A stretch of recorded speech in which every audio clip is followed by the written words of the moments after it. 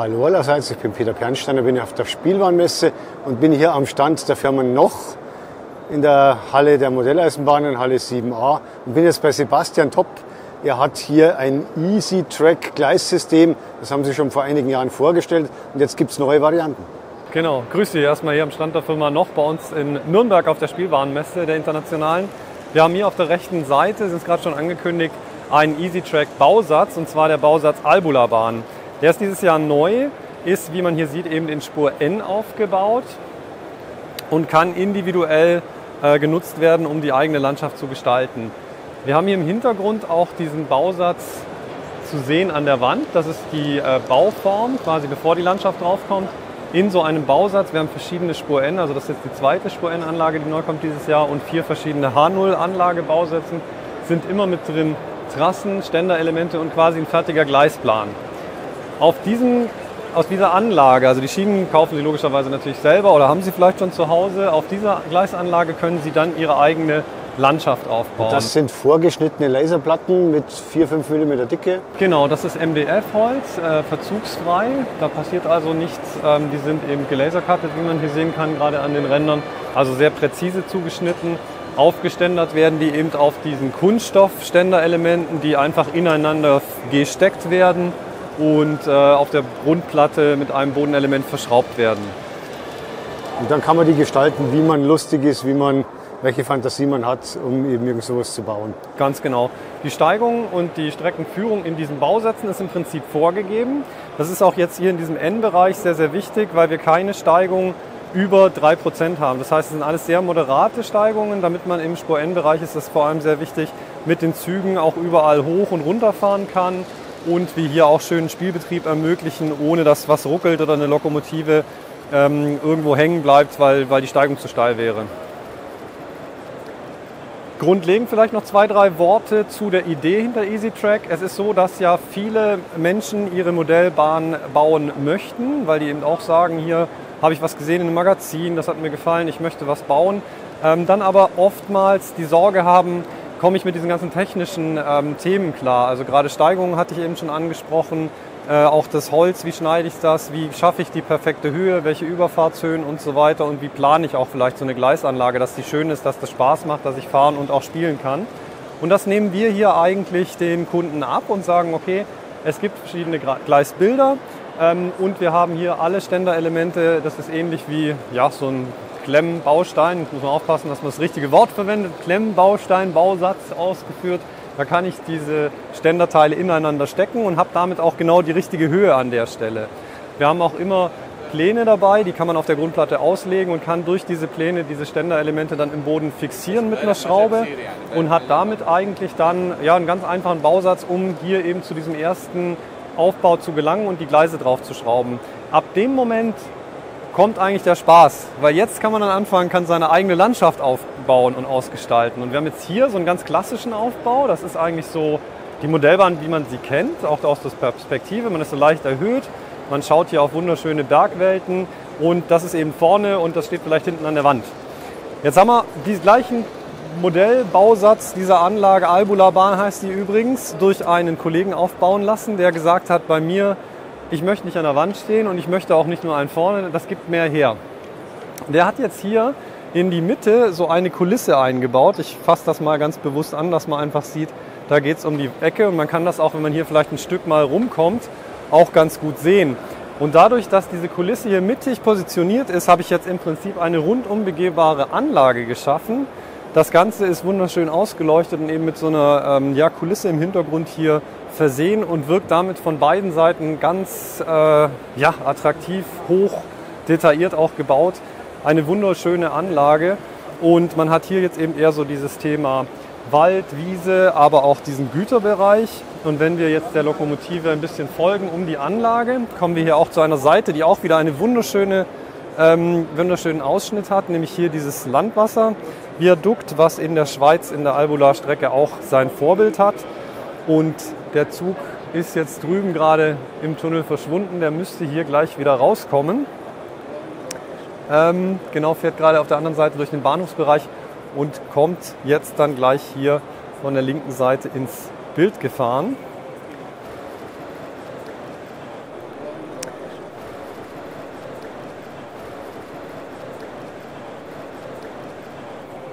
Und das sind natürlich wunderschöne Szenen, auch gerade wenn man jetzt sieht, wie das hier eingearbeitet ist mit der Kulisse im Hintergrund. Das ist dann halt hier nicht mehr nur eine noch Neuheit, eine wunderschöne Brücke, die wir haben, sondern das ist hier wirklich so eine Traumszene, die hier gestaltet werden kann, wo die Wanderer über dieses Landwasser gehen, wo im Hintergrund die Bahn fährt. Also eigentlich eine Seitenansicht, die hier zu einem absoluten Hauptmotiv wird. Und das ist natürlich eine Interpretation dieses Grundgleisplans, die schon richtig viel Spaß macht. Wir haben hier vorne den Bahnhofsbereich Bergün, auch der ist dem Original sehr, sehr nah. Wir haben hier quasi einmal das Bahnhofsgebäude und auf dem hinteren Bereich einen zweistündigen Lokschuppen. Beide Modelle sind Lasercut-Modellbausätze, die wir dieses Jahr auch als Neuheit bringen in der Spur N. Und auch die Gleisanlage ist hier sehr, sehr nah am Original gehalten. Das heißt also, wir haben hier eine Anlage mit 3 Welten, dadurch, dass man das dreigeteilt hat. Genau. Auch an der Stirnseite nochmal einen. Und jetzt können Sie mir das mit diesem EasyTrack-System nochmal genauer erklären. Mit dem EasyTrack-System, also wir haben jetzt hier diese Bausätze gehabt. Das sind quasi fertig vorbereitete Bausätze. Wenn jetzt jemand sagt, ich habe zu Hause eine ganz andere Einbausituation, ich habe zum Beispiel einen Kellerraum oder einen Dachboden, da habe ich mehr Platz, da möchte ich mehr machen. Oder ich habe vielleicht einen kleineren Raum, wo ich eine L-Anlage darstellen möchte. Also ich möchte individuell was bauen, mir gefällt dieses System aber. Haben wir in den letzten Jahren immer wieder Anfragen gekriegt von Leuten, die auch gesagt haben, das würde mir sehr helfen, wenn ich das als kleines System hätte. Und wir haben jetzt hier im Prinzip EasyTrack Individual entwickelt. Man sieht jetzt hier hinter mir eine klassische 8, die aufgebaut worden ist. Diese ganzen Trassen, die wir hier schon haben, also MDF-Platte, wieder gute 4 mm stark, also auch sehr, also man merkt es auch, ist wirklich stabiles Material und sehr präzise, auch verzugsfrei. Die gibt es einzeln im 6er-Set eben zu kaufen.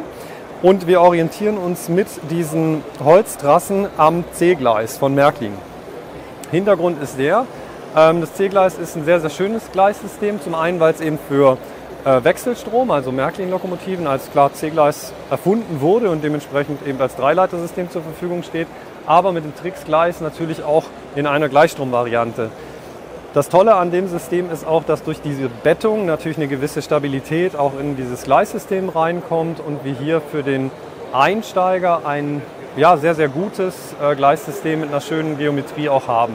Und da haben Sie feste Baukomponenten mit bestimmten Radien vorgesehen. Ganz genau. Hier sind feste Baukomponenten eben definiert. Das heißt, wenn jetzt jemand einen Gleisplan, also normalerweise fängt man ja mit einer Idee an. Man hat irgendwie ein Bild im Kopf, dann macht man sich irgendwie die Mühe, zeichnet einen Gleisplan, plant vielleicht mit einer Planungssoftware und irgendwann weiß ich, was ich bauen will und dann habe ich immer eine Stückliste an Schienen. Das kommt irgendwann einfach, Sie müssen ja wissen, was Sie einkaufen gehen. Also haben Sie einen Einkaufszettel, da steht drauf, ich brauche C-Gleis XY. Und wenn Sie jetzt sagen, ich möchte das mit Trassen unterbauen, haben wir, ich darf jetzt hier einmal ganz kurz rüber wechseln auf die andere Seite, diese Trassen, zum Beispiel jetzt an der geraden Märklin 24172, mache ich es jetzt mal als Beispiel, abgemessen und eben perfekt für diese Schiene auch eine Trasse. Und diese Trasse kann man jetzt natürlich, wenn ich weiß, ich habe in meinem Gleisplan, ich sage jetzt irgendwas, 12 von diesen Schienen verbaut, es gibt die als 6er-Sets, dann besorge ich mir eben 2 von diesen 6er-Sets und kann schon diese Gleise dann im Prinzip unterbauen. Das gleiche gibt es eben für Doppelgleisige, da haben wir auch auf diesen Parallelabstand, den Märklin eben im System hat, geachtet. Das heißt, die sind ein bisschen breiter und ich kann hier dann eben auch 2 parallel laufende Gleise unterbauen. Und das dann bei den Bögen auch?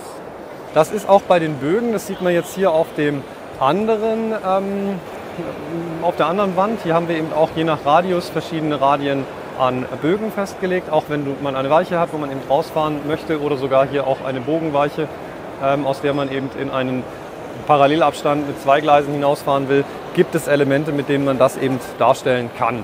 So kann man ganze weichen Straßen, in denen auch Kreuzungen, Doppelbogenweichen und so weiter und so fort verbaut sind, darstellen und sich so sein individuelles Modell quasi unterbauen, indem man hier Trassen aufsetzt. Dann können wir uns die Stützen noch mal etwas genauer anschauen. Darauf, haben Sie ja vorher schon gesagt, Lego-Baukasten. Ja, Klemmbausteine. Ich glaube, das mögen die mal nicht so gerne, wenn man da...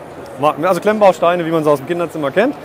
Diese Stützen hier, wir haben jetzt quasi mit den Trassen Problem 1 erschlagen. Sie wissen, was Sie bauen wollen. Sie haben eine Trasse, da müssen Sie nichts sägen. Das ist kein Stress, Sie brauchen keinen Müll machen, gar nichts. Das sind jetzt fertig. Jetzt wollen Sie aber natürlich mit dieser Trasse nicht auf dem Boden, sondern Sie wollen ja hoch. Sie möchten vielleicht was überfahren, Sie möchten was überbrücken, Sie möchten ein Gelände bauen.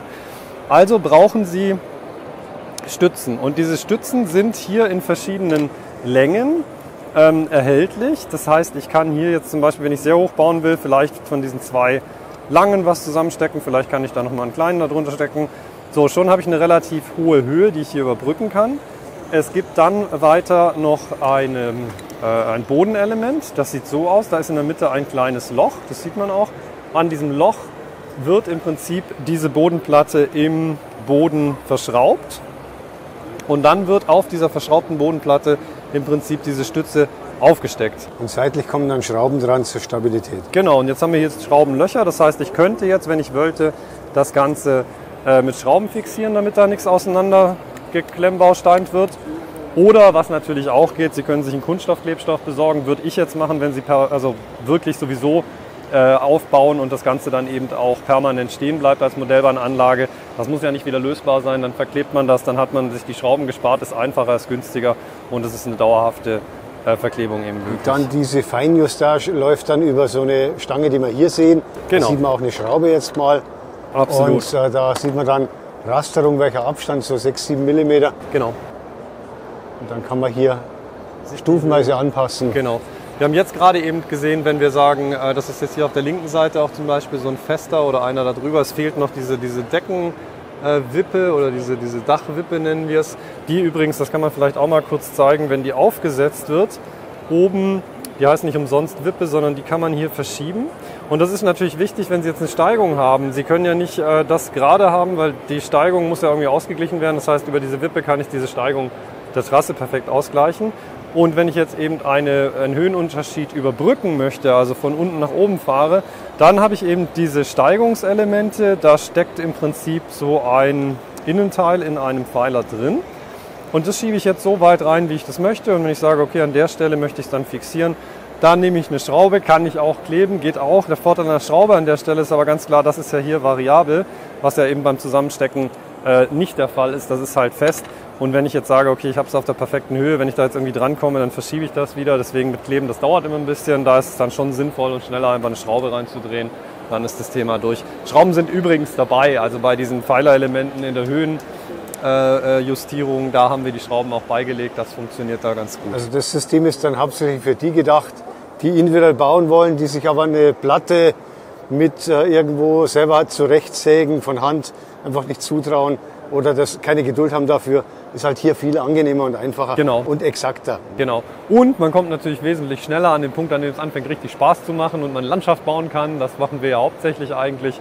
Deswegen kann man sich hier diesen ganzen technischen Planungsaufwand, den ganzen Bauaufwand, das Handwerkliche, klar, der eine oder andere hat vielleicht auch zu Hause gar nicht die Möglichkeit, mit Kreissägen oder Tischsägen sich Elementen auszusägen, weil kein Hobbyraum oder kein Garagenraum für schwerere Arbeiten zur Verfügung steht. Und da hat man natürlich hier mit diesen wunderschönen Trassenelementen sehr sauberes Arbeiten, auch mit dem man halt sehr schnell zu einem Ausgangspunkt kommt, an dem man dann später, das haben wir jetzt da hinten auch mal rein exemplarisch dabei liegen, vielleicht mit dem noch Terraform-System, so heißt es korrekterweise, weitermacht. Das besteht aus Streben, die haben wir jetzt hier, Verbinderelementen, die habe ich jetzt hier leider nicht liegen, mit denen man diese Streben dann untereinander verbinden und auch an diese Trassen anbauen kann. Und das Ganze wird dann später, dieses Zeltkonstrukt, wird später mit diesem Krepppapier eben überspannt. Und dann habe ich hier auch einen Untergrund, auf dem ich sehr schön mit einem Spachtel weiterarbeiten kann und Grünflächen, Felsen, Wälder, was auch immer gestalten kann. Also das macht Freude.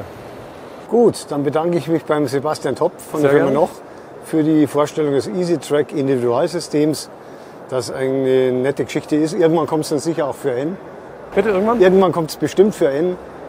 Spur N wird sicher auch irgendwann kommen. Genau, und Spur N, Entschuldigung, das ist ja natürlich eine ganz wichtige Information. Das ist momentan verfügbar für die Spur H0. Und die Bausätze sind auch in Spur N, da mit 2 verschiedenen Spur N. Und in H0 gibt es auch 4 Bausätze. Das momentan erstmal nur in H0. Aber das kann natürlich im Laufe der nächsten Jahre dann auch irgendwann nochmal in Spur N kommen. Gut, danke. Vielen Dank.